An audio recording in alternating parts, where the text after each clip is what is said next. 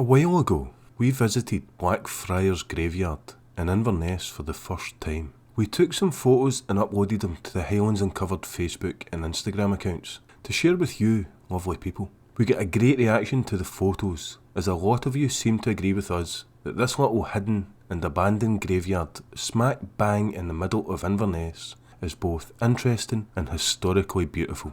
The pictures we shared were of the sole surviving pillar from the original friary, a gravestone with what appears to be a shield, a weather-ravaged knight, as well as some little modern ornaments someone had kindly left to watch over the graves. But one photo we shared raised more of a reaction than the others. A photo of a small grave near the entrance to the graveyard with the inscription, "In memory of little Matthew, aged 7 years, 1864. This small headstone sparked our interest as well, hence the photograph. Also, like everyone that reacted to the photo on our social media accounts, we wondered who Matthew was.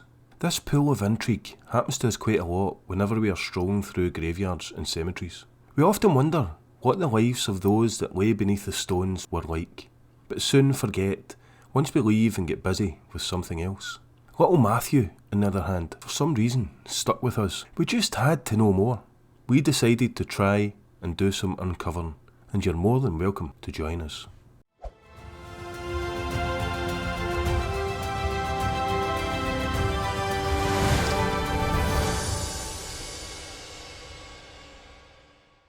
In 1858, a 26-year-old Englishman by the name of Matthew Cameron was living here on Drummond Road in Inverness with his 26-year-old wife Isabella McCulloch and their 1-year-old son Charles. Matthew was busy working as a woolen slobber here at Home Woolen Mill, not too far away from home. As a woolen slobber, Matthew's job would have been to remove slubs, i.e. imperfections, from the wool. It would have been long, hard 12 to 14 hour days. At 6 AM on the 17th of August 1858, Matthew, surprisingly, wasn't at work where he would normally be. He was at home while his wife Isabel gave birth to the latest addition to the family, a wee boy they named Matthew after his father. Life went on for the Cameron family in Inverness, with Dad Matthew continuing to work hard at Home Woolen Mill. They moved from Drummond Road to Island Bank Cottage on Island Bank Road. The cottage is long gone, but used to sit right here. All that remains is this wall and entrance. We can only imagine how Isabel's cries of anguish travelled this road on the fateful afternoon of when the Cameron home was hit by tragedy on the 13th of August 1865. While visiting the site of Islebank Cottage, we came across this little memorial on the site. Not a memorial for Matthew, but someone else. We found it a fitting scene for our story at this particular site, and we are sure the original recipient of this memorial wouldn't mind sharing it with our little Matthew.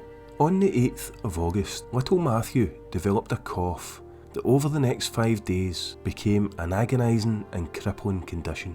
With each breath, the pain would have been almost unbearable, a situation that is unthinkable for us to imagine. Isabel and Matthew Sr. must have been out of their minds with worry as little Matthew deteriorated rapidly before their eyes. As he struggled for breath, they must have tried everything to alleviate his suffering. 4 days short of little Matthew's 7th birthday, his wee body could take no more, and he closed his eyes for the last time at 4:30 PM on the 13th of August 1865.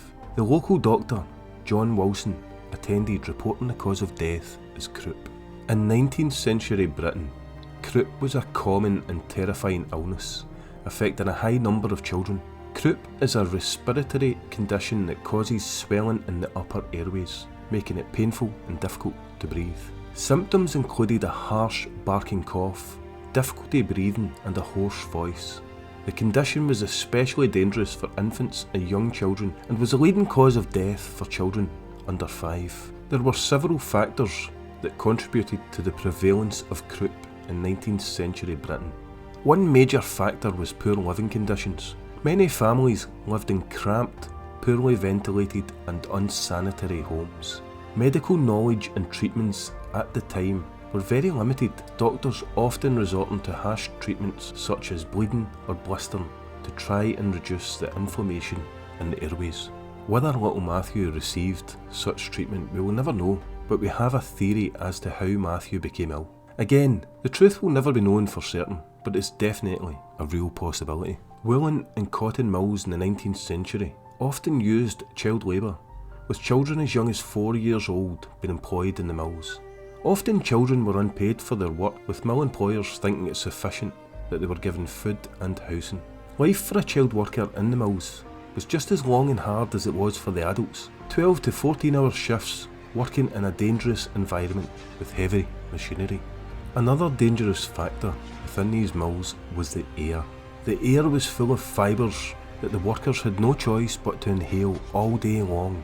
This could lead to a serious respiratory condition called bisonosis. Symptoms for this are very similar to croup. We think it's very possible little Matthew was working at a mill alongside his dad, and these conditions led to his demise. The theory being that he suffered a case of bisonosis that led to a severe case of croup due to his living conditions. If you have a different theory or have details you would like to add, then please let us know in the comments. After little Matthew passed and he was buried at Blackfriars graveyard, someone who we presume to be his parents commissioned this wee headstone for little Matthew. The fact that his family, that would have been living day to day in a very short breadline, managed to pay for this little stone tells us how devastated they were to lose this wee guy. Why the grave has the 1864 marked on the grave rather than the correct year of 1865 is a bit of a mystery.